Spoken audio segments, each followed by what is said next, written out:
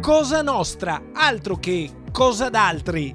Se credete ancora che la mafia non vi tocchi, allora avete già perso la lotta con questo cancro sociale. All'Istituto Remondini di Bassano, nell'aula magna intitolata Borsellino, nella giornata della memoria delle vittime delle mafie, i ragazzi stanno imparando che su certe cose non si scherza. La mafia oggi è sempre più profumata. La mafia seduce e come un cancro scava la società senza dare sintomi, nutrendosi di minacce, intimidazioni. Omertà, silenzio e paura. Ci sono i soldi, c'è la mafia, lo diceva Giovanni Falcone che diceva seguite i soldi. E seguendo i soldi si arriva dappertutto, anche in Veneto. Il Veneto, secondo un'ultima stima, ha ben 184 beni confiscati alla mafia. La mafia è tra noi, è in mezzo a noi e trova fertile humus nel business della prostituzione, del narcotraffico, dei giochi d'azzardo. Ragazzi che hanno meno di 18 anni che giocano con le macchinette. Lo spazio che è molto presente qua in quest'età e